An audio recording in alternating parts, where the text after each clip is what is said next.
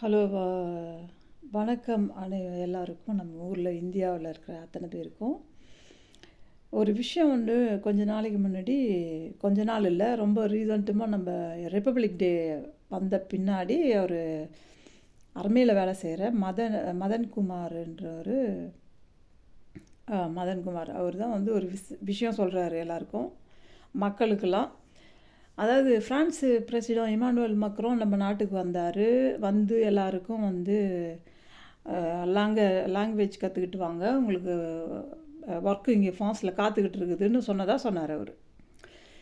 ஒரு ஆர்மியில் இருக்கிற இருந்த ஒருத்தர் எப்படி ஒரு அனலைசேஷன் எதுவுமே இல்லாமல் அவர் சில பேரோட காண்டாக்டில் ஏதோ மீட் பண்ணிவிட்டு அந்த ஒரு விஷயத்தை வச்சுட்டு ஒரு ஜட்ஜ்மெண்ட் பண்ணி ஜனங்களுக்கு தவறான கருத்தை பரப்பக்கூடாது இல்லை, நம்பர் 1. ரெண்டாவது, அவர் என்ன சொல்கிறாருன்னா, எனக்கே ரொம்ப ஆச்சரியமாகுது. நான் அவரை யூடியூப்பில் அவர் ஷேன் பார்த்துட்டுக்கிறேன். எனக்கு என்ன ஆச்சரியமாக இருக்குதுன்னு சொன்னாக்கா, ஒரு ஆர்மியில் இருந்த ஒருத்தர் கரெக்டாக ஒரு ஜட்ஜ்மெண்ட் இல்லாமல் ஒரு தகவல் மக்களுக்கு சொல்கிறாரு. நானே இப்போ என்ன நினைக்க வேண்டியது இருக்குது, இவ்வளோ நாளாக அவரை பின்தொடர்ந்து பார்க்குறேன். இப்போ அவர் கொடுத்த அத்தனை தகவலும் தவறான ஒரு தகவல், அப்படி தான் நம்ம எடுக்கணும், சரிங்களா? கரெக்டாக ஒரு விஷயம் நமக்கு தெரியணும், அதை ஜட்ஜ்மெண்ட் பண்ணணும், அதை பார்க்கணும், கேட்கணும், விசாரிக்கணும், அப்புறம் நம்ம அதை சொல்லணும் சோஷியல் மீடியாவில். ஏன்னா இவ்வளோ பேர் பார்த்துட்டு இருக்கிறாங்க சோஷியல் மீடியாவில். Okay, France president Emmanuel Macron நம்ம இந்தியன்ஸுக்கு வேலை ரெடியாக இங்கே வச்சுக்கிறாரு, ரைட்டு, ஒத்துக்கிறோம் நம்ம. ஓகே, ரொம்ப நன்றி சொல்லணும் அவருக்கு. இந்த ஃப்ரான்ஸ் பிரசிடென்ட்க்கு நம்ம நன்றி சொல்லணும். ஏன்னா அவர் ஒர்க்கு தராரு சொல்லிடுறாரு. அதனால் சரி, ஒர்க்கு தரப்போகிறாருல்ல, ஃபஸ்ட்டு யாரெல்லாம் இங்கே ஒர்க்குக்கு வரீங்களோ போஸ்ட் எல்லாம் காலியாக பண்ணி கொடுக்குறாரு உங்களுக்கு, சரிங்களா?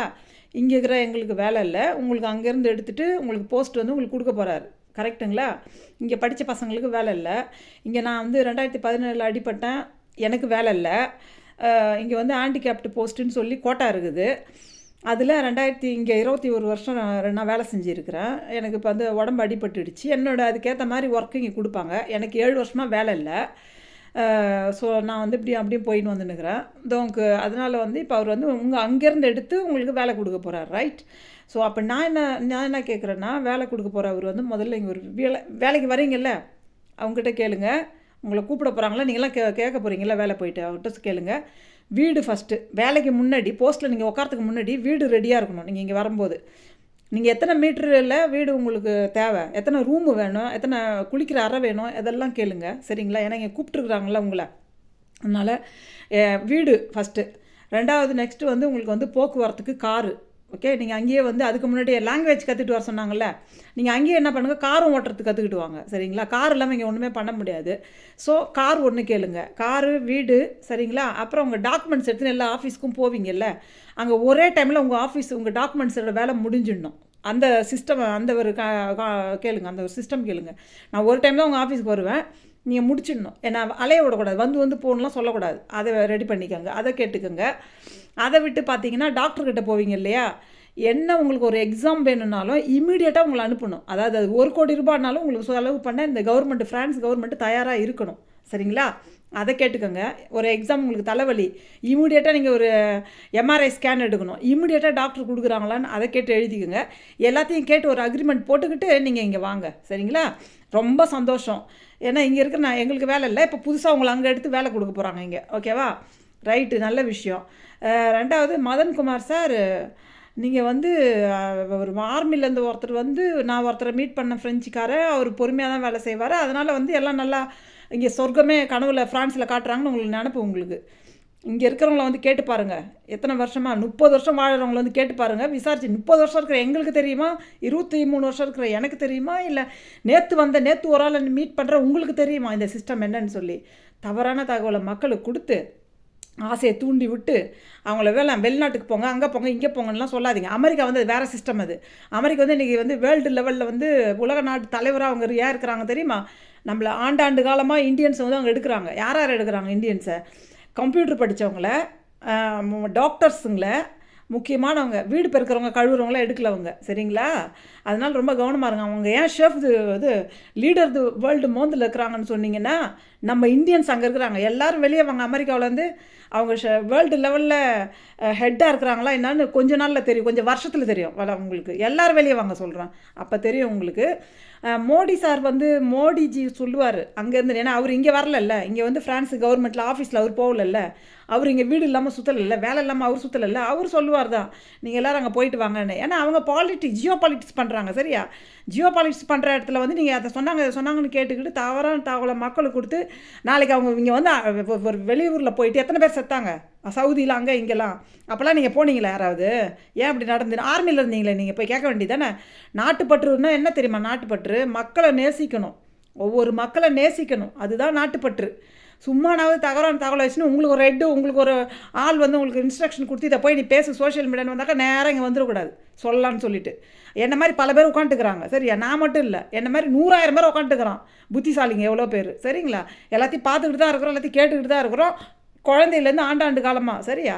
அதனால் நீங்கள் வந்து தவறான தகவல்லாம் கொடுத்து அதுக்கெலாம் வந்து வழிவகுக்காதீங்க, சரியா? நாட்டுப்பற்று இது இல்லை, நாட்டுப்பற்று. ஓகே, உங்கள் லீடர் என்ன சொன்னாரோ அதை கொண்டு வந்து ஒப்பிக்கிறது இல்லை நாட்டுப்பற்று. நாட்டுப்பற்றுனா மக்களை நேசிக்கணும், மக்களுக்காக உயிர் விடணும். ஏன்னா அவன் வந்து இங்கே அழுவும்போது அதை பார்த்து நம்ம அழுகுறோம்ல, ஏன் நம்ம அழுகணும்? எதுக்கு அழுகணும்? சவுதியில் ஒரு அம்மாவை வந்து என்னென்னமோ பண்ணாங்க, என்னென்னமோ செய்கிறாங்க, குவைத்தில் அங்கே இங்கே எங்கே பார்த்தாலும் நம்ம அழுகுறோமே, ஏன் அழுகுறோம்? சக மனிதன், சரியா? ஸோ அதனால் சக மனிதனை நேசிக்கும் போது தவறான தகவலை கொடுக்காதீங்க. என்ன நாட்டுப்பற்று இது இல்லை, நாட்டுப்பற்று. இனிமேல் நான் உங்களை பார்க்க தான் போகிறேன், நீங்கள் என்ன பேசுகிறீங்கன்றதை கேட்க தான் போகிறேன். அதாவது என்ன எவ்வளோ தவறான தகவல் நீங்கள் கொடுக்க போகிறீங்கன்றதை நான் பார்க்க தான் போகிறேன். அதுக்கப்புறம் நான் வந்து உங்களை பிளாக் பண்ணுவேன். ஏன்னா எனக்கு தேவையில்லாத விஷயத்தில் நான் மைண்டில் வச்சுக்கிறது இல்லை, சரியா? நீங்கள் யாருன்னு தெரிஞ்சு தான் உங்கள்கிட்ட பேசினுக்கிறேன், சரிங்களா? நம்ம இந்தியாவுக்கு வந்தால் கண்டிப்பாக மீட் பண்ணலாம், அதெல்லாம் ஒன்றும் பிரச்சனை இல்லை. 6லும் சாவு 100லும் சாவு, என் சாவு ஆல்ரெடி ஃபிக்ஸ் பண்ணப்பட்டது, ஓகேவா? நான் இப்படி தான் சாவுன்னா இப்படி தான் சாவுவேன், அதெல்லாம் ஒன்றும் ஒரு பிரச்சனையும் இல்லை. சுவாதியை கொண்டாங்க, அப்போ நீங்கள் எங்கே போனீங்க? இந்த 2016 இன்னும் அப்படியே நெஞ்சிலே நிற்கிது, அதை பார்த்த ஒருத்தர் செத்தார் ஹார்ட் அட்டாக்ல, அப்போ நீங்கள் எங்கே போனீங்க? அதை செஞ்சது எந்த கவர்மெண்ட்டு, எந்த வந்து பாலிட்டிக்ஸ்காரவங்க பண்ணாங்க? அதுக்கே வாயை திறக்கல நீங்களாம். எங்கே இருந்தீங்க அப்போல்லாம் நீங்களாம்? ஜெயலலிதா அம்மா செத்தாங்களே, அது அப்போல்லாம் எங்கே போனீங்க நீங்களாம்? ஒரு பொம்பளைன்னு பார்க்காம, சரியா? அப்போ எங்கே போனீங்க? ராம்குமார்னு ஒரு பையனை வச்சு போலீஸ்காரங்க சாவடிச்சாங்களா, அப்போ எங்கே போனீங்க? சரியா? அதாவது எது வேணால் பேசிடலாம், என்னத்தை வேணால் இப்போ சொல்லிடலாம்னு சொல்லிட்டு சொன்னீங்க. இப்போ எனக்கு அது ஒரு நல்ல நீங்கள் பேசுனது எனக்கு ஒரு நீங்கள் யாருன்னு உங்களை காட்டிட்டீங்க, சரிங்களா? இப்போ நான் பேசுகிறேன்ல, அதுதான் உண்மை, சரிங்களா? அதனால் மக்களே தவறான தகவலை எடுத்துக்கிட்டு நேராக நான் கிளம்பிடுறேன் வெளிநாட்டுக்குன்னு சொல்லிட்டு பாஸ்போர்ட்லாம் ரெடி பண்ணி கிளம்பிடாதீங்க, சரியா? என்ன வளம் இல்லை இல்லை திருநாட்டில், ஏன் கையை ஏந்த வேண்டும் வெளிநாட்டில், பாட்டு அப்பயே பாடியாச்சு. நம்ம மண்ணில் எவ்வளோ விஷயங்கள் இருக்குதுன்னு உங்களுக்கு தெரியுமா? உள்ளகிற உங்களுக்கு தெரியாது, ஏன்னா வீட்டுக்கு சொந்தக்காரங்க உங்களுக்கு தெரியாது. என்ன வளம் இல்லை இந்த திருநாட்டில், ஏன் கையை ஏந்த வேண்டும் வெளிநாட்டில் பாடின பாட்டுக்கு அர்த்தம் என்னன்னு தெரியுமா? நம்ம மண்ணை பற்றி எத்தனை வெளிநாட்டுக்கு மேலே கண் இருக்குதுன்னு உங்களுக்கு தெரியுமா? தெரியாது. அதை கொடுத்தா அவங்க என்ன பண்ணுவாங்கன்னு தெரியுமா உங்களுக்கு? ஸோ விஷயம் தெரியாமல் எல்லாரும் சொல்கிறாங்க கேட்டுக்கிட்டு மக்களே நீங்கள் பாஸ்போர்ட்டுக்கு ரெடியாக போயிடாதீங்க, சரியா? இங்கே இருக்கிறவங்களுக்கே எங்களுக்கு வேலை இல்லை, அப்புறம் எப்படி உங்களுக்கு வந்து வேலை இங்கே க்ரியேட் பண்ணி கொடுப்பாங்க? எப்படி கொடுப்பாங்க எனக்கு புரியல. எங்களுக்கே வேலை கிடையாது, எப்படி கொடுப்பாரு? இமானுவேல் மேக்ரான் எப்படி வேலை கொடுப்பாரு? நான் 2017 உட்காந்துக்கிறேன், எனக்கு வேலை இல்லையே, அப்போ எப்படி உங்களுக்கு வேலை கிடைக்கும்? அப்போ எங்களெல்லாம் எடுத்து வச்சுட்டு உங்களை மட்டும் வேலை, அப்போ இங்கே இருக்கிற ஜனங்களாம் சும்மா இருப்பாங்க நீங்கள் நினச்சிட்டு இருக்கிறீங்களா? இங்கே இருக்கிற ஜனங்க ஒரு வெளிநாட்டுக்காரங்க கூட உள்ளே நுழையக்கூடாதுன்னு இருக்கிறாங்க, சரிங்களா? ஏன்னா அவ்வளோ அட்டகாசம் நடந்துன்னுக்குது. அதுக்கு காரணம் இந்த கவர்மெண்ட்டு தான், எல்லாம் நிண்டி விடுறது இந்த கவர்மெண்ட்டு தான், எல்லாரையும் வந்து தலையை பைத்தியமாக்கி கோபமாக்கி வைக்கிறது இந்த கவர்மெண்ட்டு தான், சரி? இன்றைக்கி உங்கள் முன்னாடி பேசினுக்கிறோன்னா இந்த கவர்மெண்ட்டு தான், சரியா? அதனால் எல்லாம் ஆண்டாண்டு காலமாக கவர்மெண்ட் ப்ராப்ளம் இருக்குது, இன்றைக்கி மட்டும் வரல இது. அதனால் எந்த தவறான தகவலை எடுத்துக்கிட்டு நேராக ஃப்ளைட் எடுத்துக்கிட்டு நேராக வந்தீங்கன்னா உங்களுக்கு அப்போ தெரியும் உண்மை நிலவரம் என்னன்னு சொல்லி. ஏற்கனவே 2016 சொல்லிட்டு தான் வந்துக்கிறேன், ஊர்லேருந்து வரும்போது சொல்லிட்டு தான் வந்தேன், என் பேச்சை கேட்கல. என்ன ஒரு பொண்ணை வந்து இங்கே கல்யாணம் பண்ணி கொடுத்தாங்க, நான் சொன்னேன் கொடுக்காதீங்க, ஒரே பொண்ணு MA படிச்சிருக்கிறாங்க, 39,000 சம்பளம், ஜிப்மரில் வேலை, எதுக்கு சொன்னேன் நான், கேட்கல.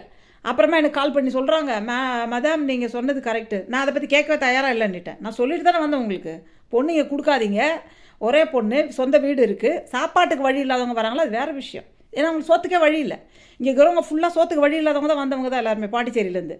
SC ஜனங்க எல்லோரும், SCனா நம்ம ஊரில் நீங்கள் இப்போ பறையர்னு சொல்கிறீங்கல்ல, அவங்க தான் ஃபுல்லாக இங்கே இருக்கிறாங்க ஃப்ரான்ஸில், சரியா? ஏன்னா அவங்க சாப்பாட்டுக்கு வழி இல்லை, அதனால் வந்து அவங்க வந்துக்கிறாங்க, சரிங்களா? நிறைய பேர் ஃபுல் கம்ப்ளீட்டு 98% பேர் அவங்க தான் இங்கே இருக்கிறாங்க. ஃபுல்லாக எஸ்சி அவங்க தான் இங்கே இருக்கிறாங்க. சரிங்களா? விஷயம் தெரியாமல் பேசக்கூடாது. 2% தான் என்ன மாதிரி ஆளுங்க இருக்கிறாங்க. சரிங்களா? நாங்கள் வந்து சோத்துக்காக இங்கே வரல. ஓகே. இப்போ நான் கல்யாணம் பண்ணின்னு வந்தேன். கல்யாணம் எங்கே வேணால் கல்யாணம் பண்ணிக்கிட்டு வரீங்களா, அதை மட்டும் பாருங்கள். அது வேறு விஷயம்.